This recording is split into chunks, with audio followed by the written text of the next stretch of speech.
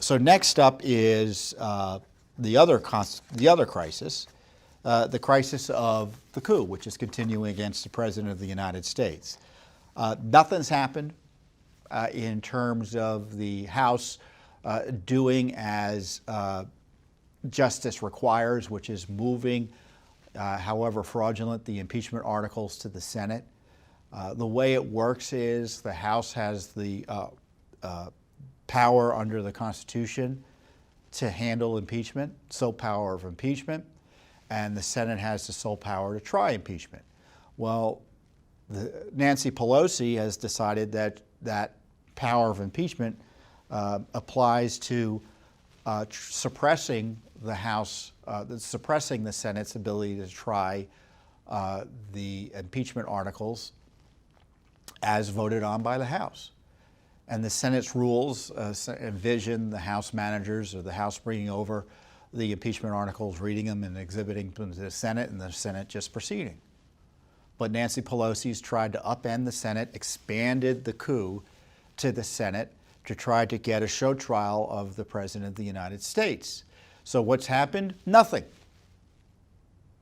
Mitch McConnell has decided that, if they don't want to move it over, well, we're not going to do anything. I would take a different approach. I think the Senate should assert jurisdiction, change the rules, and just acknowledge the impeachment that's taken place and then proceed as they see fit. Now, how should they proceed? That's what the big fight is today. You had the Senate working on a Friday, believe it or not. It doesn't happen that often. So mark your calendars. The Senate worked on a Friday. They were in session today. And essentially what Mitch McConnell proposes is they do what they did during the Clinton impeachment, which, by the way, was not a perfect impeachment trial in terms of getting the full nature of what Clinton did. But it was an impeachment process that was designed to not embroil the Senate in some crazed trial that went on for weeks and weeks and weeks.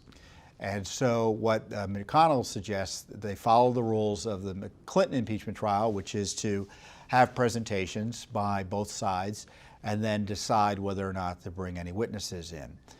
With the understanding, I would presume by McConnell, and I would think the President, that that it gets shut down after introductory remarks or introductory arguments. Now, Schumer doesn't want any of that. He wants another show trial. He wants to continue to abuse the President along with Pelosi, Schiff. They want to bring in witnesses that they pretend they need to make the case in order to harass the President. They obviously don't want any witnesses coming in that are pro-Trump. So I suspect what will happen is if a trial goes forward, and I don't think a trial should go forward, and I'll tell you why in a minute, that there will be only anti-Trump witnesses, because that's the way the Senate is. They're afraid of taking on the coup cabal. They're afraid of taking on the establishment. And unfortunately for Mitch McConnell, and tactically, he is going to see that he doesn't have the votes to get pro-Trump witnesses in there, but only anti-Trump witnesses. I think that's what's going to happen if it goes to a full-blown trial. And I've suggested that the alternative is to give the President a chance to make his case that there's been prosecutorial misconduct and there should be no full-blown Senate trial by having a preliminary hearing in the Senate as part of the impeachment trying process. But as with other trials, you can have preliminary hearings. If there's prosecutorial misconduct or other conduct by one of the parties, the court can hear that before they decide how to handle the rest of the case. That should be done with President Trump. President Trump should be allowed to bring in people like Adam Schiff, the alleged whistleblower, and others involved in the prosecutorial misconduct and abuse of the President in the House. I don't think the House, who is engaged in a coup process, should get the benefit of their corruption with a further abusive trial of the President. I just don't think that should be the case.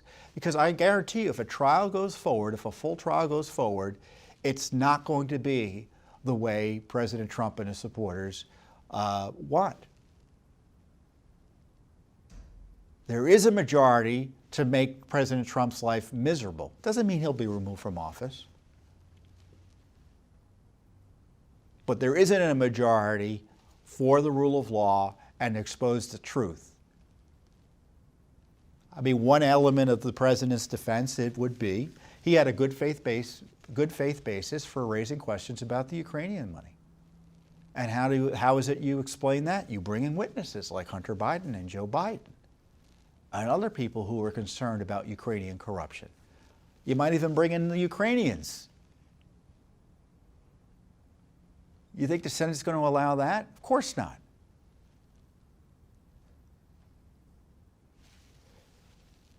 So if you're not going to get justice, why would you give the benefit to the coup cabal of a full trial? You're only going to hear one side ultimately on witnesses.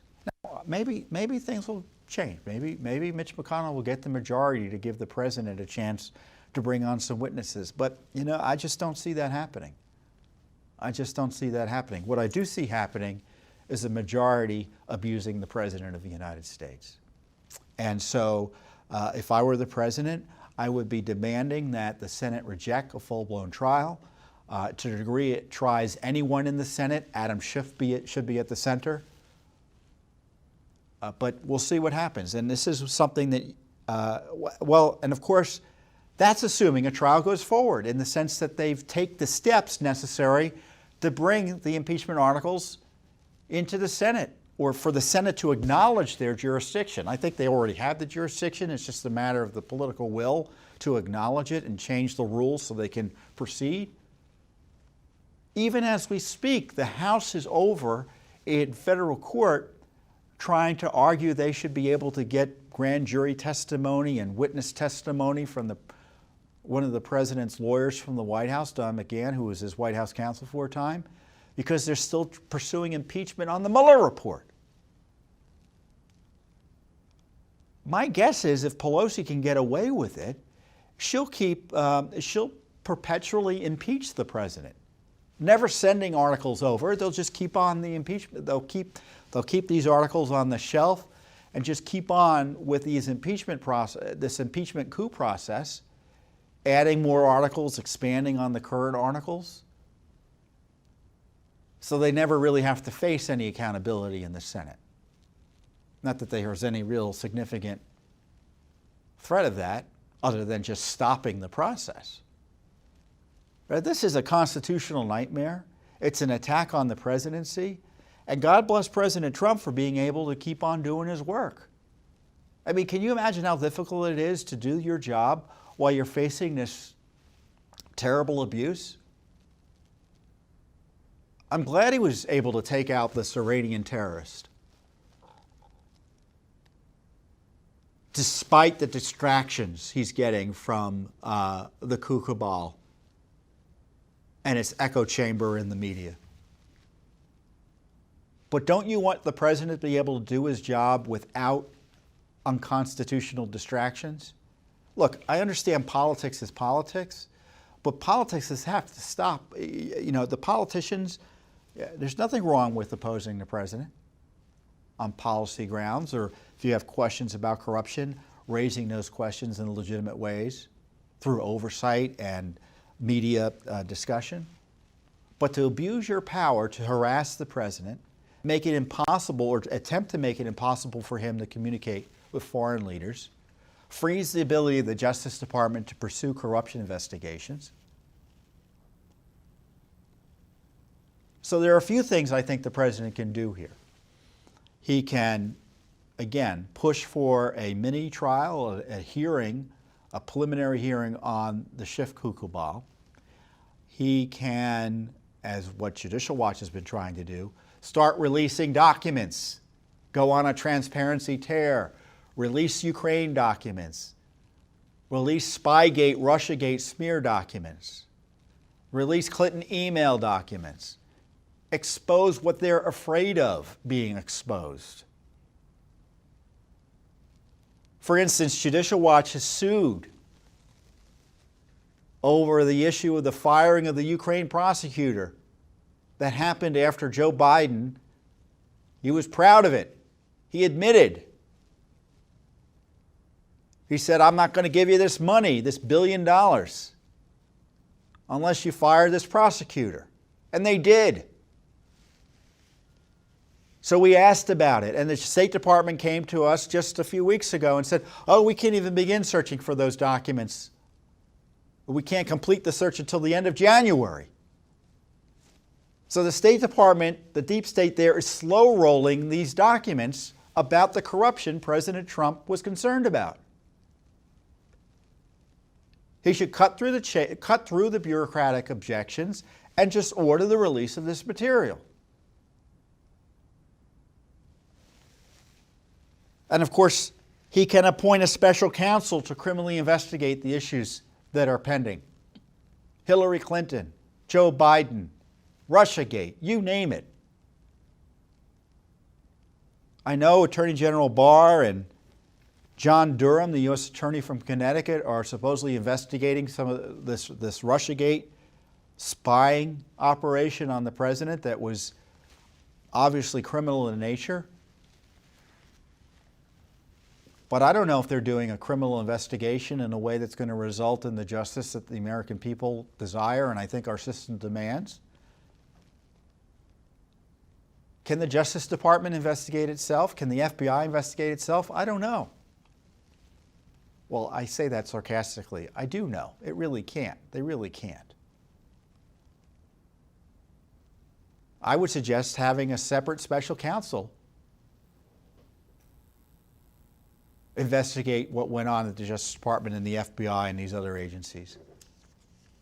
Every time I read about what John Durham is doing, I see something about he's going to issue a report. Don't we have enough reports? There's news recently, another group, a left-wing group, ironically, got some new documents about Andrew McCabe which documents how he admitted that he lied about his involvement in leaks. Well, you know, that's interesting, but that's all been known. In fact, he was referred for prosecution for his lies about that in April of 2018. We're coming up on 2 years, and the Justice Department is still figuring out whether to prosecute him or not. James Comey was referred for prosecution over his mishandling and lies related to the memos he wrote about conversations he allegedly had with the president. He basically leaked the president's FBI files. Barr's DOJ didn't want to prosecute him, even though the IG, of all people, referred to him for prosecution.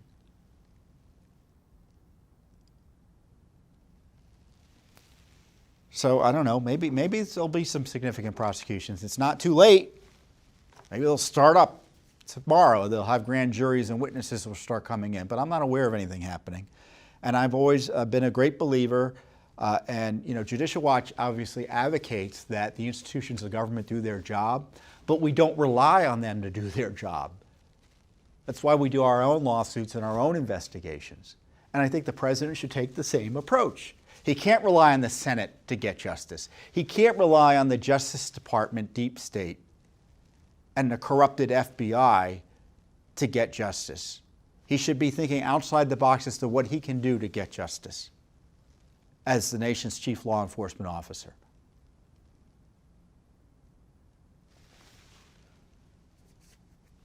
Now, Judicial Watch has dozens, as I say, you know, with the Biden lawsuit, that's just the tip of the iceberg. We have probably over 50 lawsuits on the deep state issues. We just filed a half a dozen lawsuits on specific Ukraine-type scandal material. So we want the president to do the right thing. We want the Congress to do the right thing. We want the Justice Department, the FBI to do the right thing. But politics being politics and the swamp being the swamp, we're going to try to do what we know best to get justice for you and accountability, and importantly, to educate you and other Americans about what's really going on here. And along those lines, we filed a lawsuit. So everyone keeps on asking, where's the whistleblower? Where's the whistleblower? Well, we don't know if this person's the whistleblower, and I'm not going to mention his name. Why am I not going to mention his name? You can look it up, what his name supposedly is. But if I mention his name, YouTube will take this video down. Facebook will take this video down. Instagram, I think, will take this video down since it's owned by Facebook. The social media companies are engaged in a massive suppression and censorship of American citizens in order to protect the Coup cabal.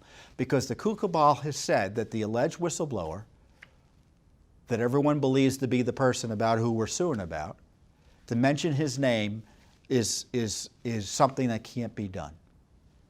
This is a government official who was assigned to the White House of Barack Obama and Donald Trump by the CIA.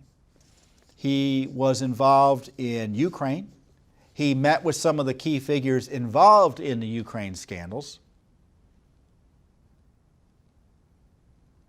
And the evidence strongly suggests that he was the one who had talked to Adam Schiff's staff, his office, about the Ukraine phone call. And it's not clear whether he had the right to do that. The law suggests he didn't. Whether he even had the right to know about the call, which was classified. Just because you have a security clearance, it doesn't mean that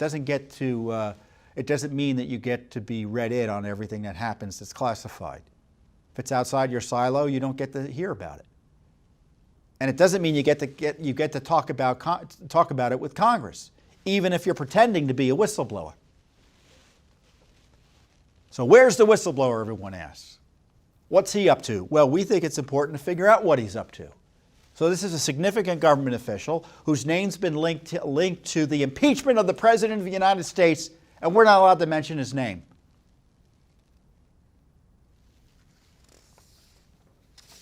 But we sued for his information. You can see his name in the lawsuit and our documents about it. If you're watching this on Facebook, by the way, they came to us last week and they told us we needed to change a Facebook post we had because the URL, the link, had, so we said, if the link said, judicialwatch.org/press release/ the name lawsuit, they say, well, you can't even put his name in a link.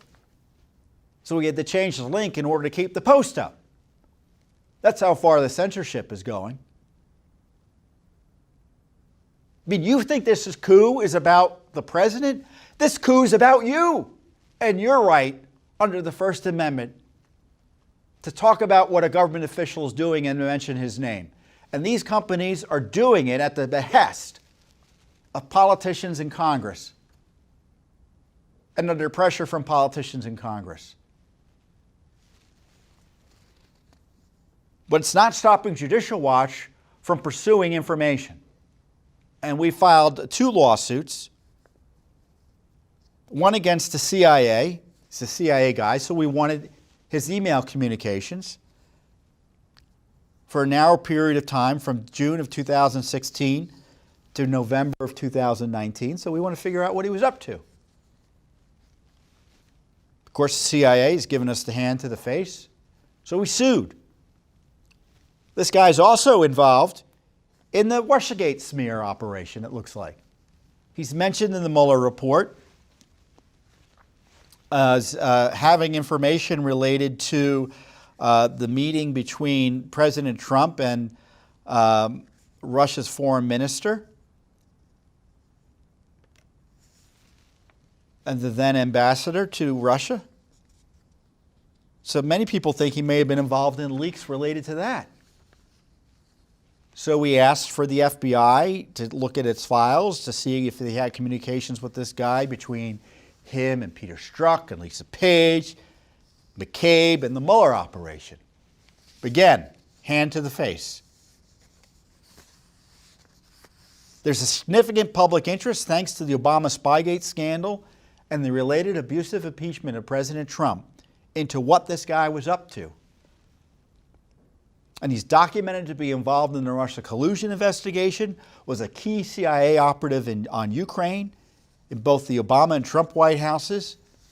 And this is an unprecedented cover-up of this public official's activities, and our lawsuits are trying to break through that cover-up.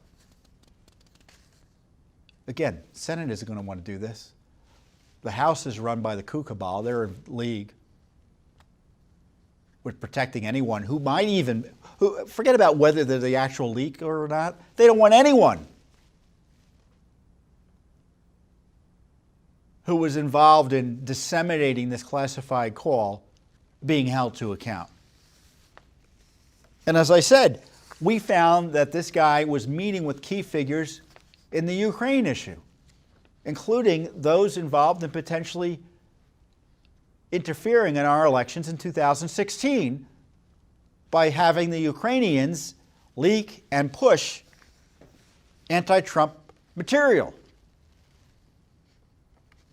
But we're not allowed to mention his name. But you know, if you're a regular follower of these issues, what his name is. So I don't.